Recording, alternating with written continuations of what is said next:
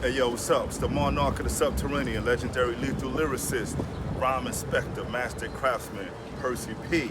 Shout out to my man, Speak No Evil, right here, Drop the Gym TV, y'all. One love. You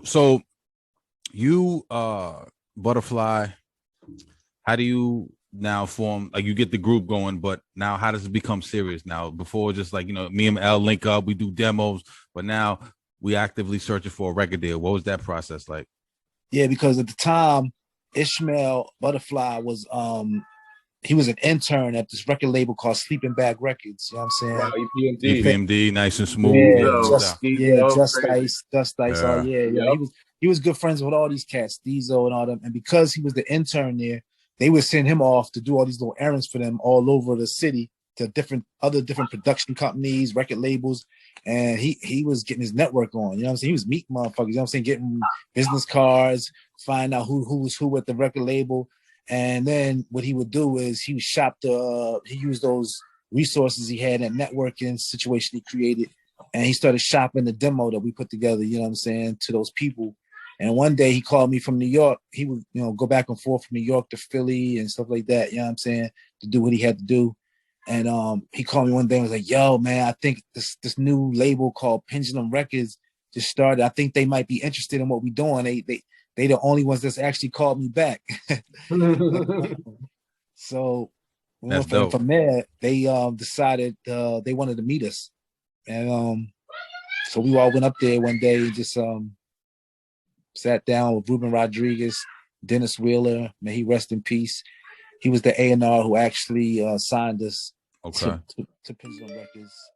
He passed away a few years ago. But yeah, I'm glad his vision is what opened up the doors for us. You know what I'm saying? It was a demo deal, or was it a full deal?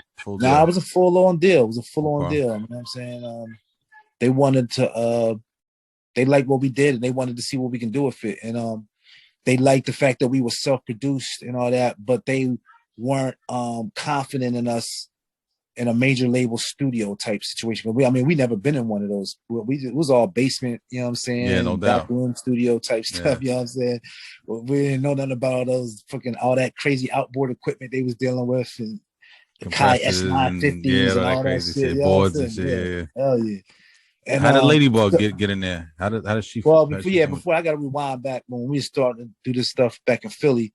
She and I was really good friends, you know what I'm saying, for my days in DC. I met her during my days in DC, running around with the guys in DC. We would do a lot of hip hop events, and she was a part of a dance crew back in those days in DC, and we got cool, started hanging out, became really good friends. And then she would come visit me in Philly sometimes, you know what I'm saying? When I was in Philly, she would travel back and forth, and a couple of times she was there, Ishmael was there, and then we were talking about what we was talking about for Diggable Planets.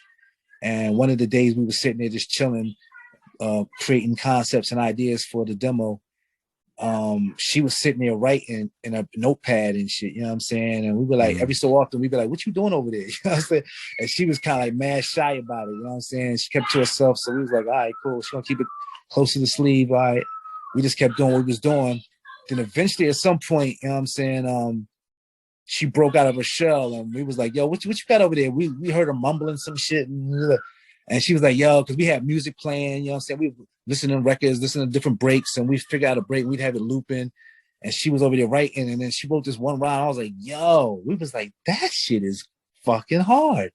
And she was like, very excited that we were impressed and liked what she did.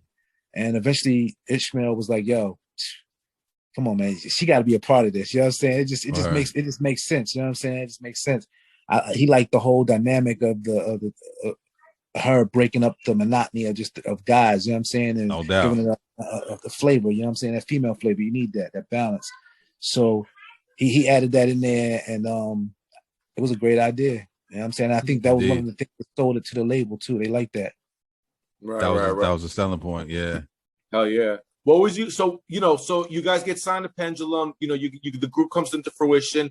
You're working with with the sonic elements of jazz for the creation of the album. Lyrically, what kind of vibe are you guys going for? Because you had songs like "Where I'm From," and then you had songs about topical stuff like abortion with Femme Fatale and whatnot. But overall, what were you guys trying to say? Like you said, love, peace, and happiness, but you guys were digging a little deeper at that point as well, too.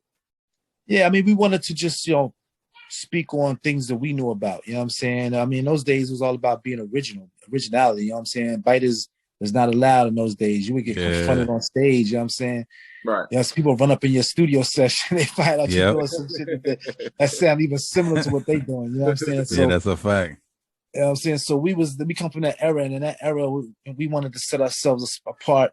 And we were lucky enough to have parents that taught us, you know what I'm saying, a lot of self-love, history of our people, you know what I'm saying, the movement, you know what I'm saying, civil rights movement, Black Panthers, you know what I'm saying, just the whole movement of Black people and brown people here in America, in the wilderness in North America, you know what I'm saying? But because of that, we read a lot of books.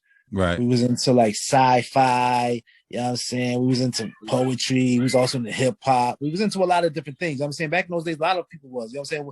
Nobody wasn't really into like one thing. We all listened to like crazy different things. You know Eclectic, what I'm saying? Yeah, no doubt. Yeah, you go to parties and you would hear like rock and roll. You would hear hip hop. You'd hear funk music. You'd hear R&B. They didn't even have They even have a moment in the party where it'd be a slow dance time. You know what I'm saying?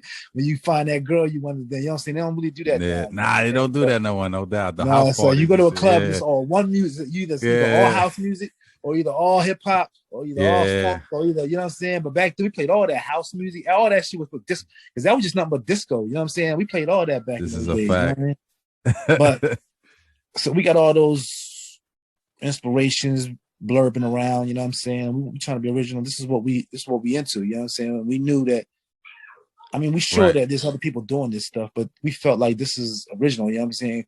This is something unique to us.